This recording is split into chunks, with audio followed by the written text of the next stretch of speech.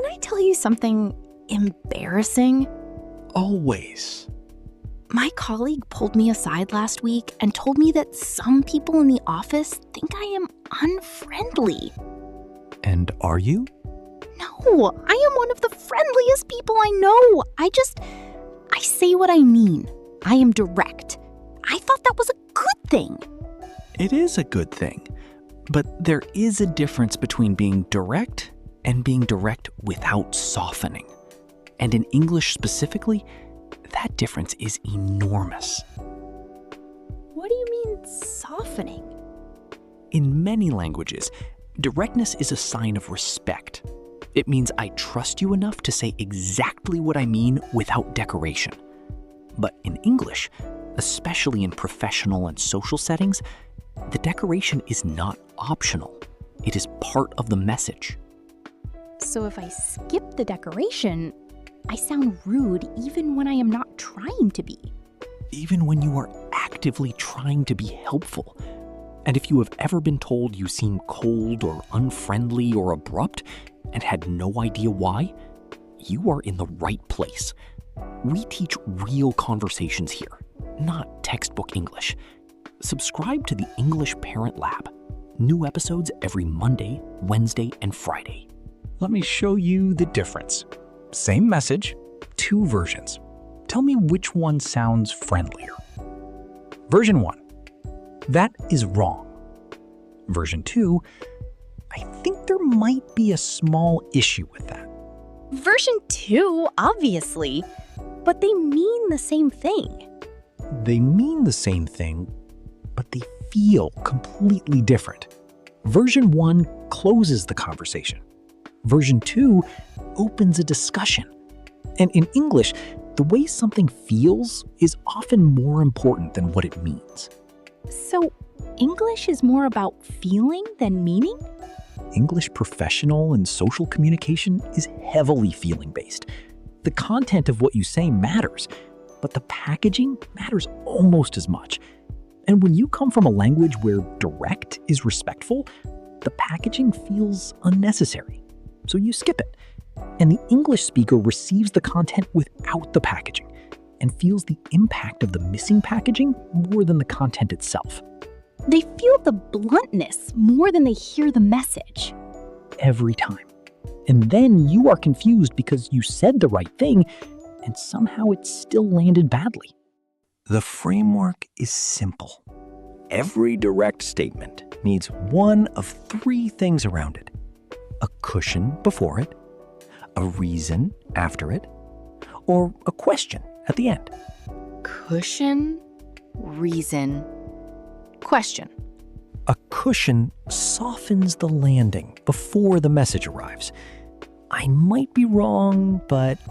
Or just thinking out loud. Or this might sound strange, but these are not weakness. They are social intelligence.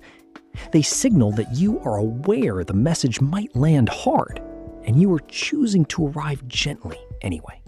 So the cushion is not about being less confident. It is about being more considerate. Exactly. The most confident people in any room are often the softest in delivery because they do not need the bluntness to prove they mean it. Try it. Tell me something direct. Something you would normally just say straight. Okay. Your idea will not work. How does that land? Like a door closing. Now, add a cushion. I love where you were going with this. I just wonder if there are a few things we need to solve before it will work the way you want it to. Same message, completely different energy. Now I do not feel attacked. I feel like we are on the same side, working on the same problem. The cushion made us allies instead of opponents. That is exactly what softening does when it is done well. It is not weakness. It is the social intelligence to know that how you arrive at the truth matters as much as the truth itself. What about the reason? You said a reason after the message also helps. A reason explains the why behind the what. Without a reason, a direct statement can feel like a judgment. With a reason, it feels like information. I cannot make the meeting. Judgment. I cannot make the meeting because I have a conflict I cannot move. Information. Same fact. Completely different reception. The reason makes it about the situation, not about the person. And people can accept a situation. They struggle to accept a judgment. And the question at the end? A question turns a statement into a conversation. This report needs changes. Statement. Final. Heavy. This report needs a few changes. Do you want to go through them together? Now we are collaborating. The question at the end signals that you are not delivering a verdict. You are opening a dialogue. Cushion before, reason after, question at the end. You do not need all three every time. One is usually enough, but knowing all three means you always have an option for every situation. Rapid fire. I give you a blunt statement, you soften it with a cushion, a reason, or a question. Ready? Ready. You are late. I just wanted to check. Did everything go okay? We were expecting you a little earlier. Perfect. You checked on them before you pointed out the problem. That is a cushion and a question together. Next. This is not what I asked for. I think there might have been a miscommunication on my side. This is slightly different from what I had in mind. Can we look at it together? You took responsibility for the miscommunication, even though it might not be your fault. That generosity makes the other person feel safe enough to fix it without getting defensive. Next, I disagree. That is really interesting. I see it slightly differently, though. Can I share my thinking? You validated their perspective before offering yours. That is really interesting is not fake. It is the social signal that says, I heard you before I respond to you. Next, you need to redo this.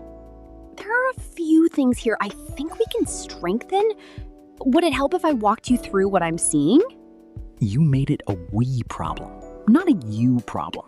And you offered help instead of just identifying failure. Last one. No. Just no? Okay. I really wish I could, but I am not going to be able to make this one work. You expressed the wish before the refusal. That one word, wish, does enormous work. It tells the other person that the no is not personal, that you wanted to say yes and could not.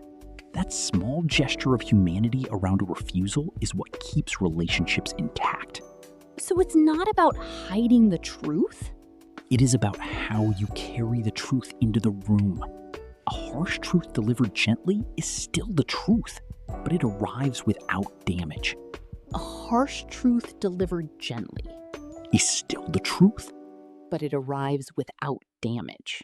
that is the whole lesson.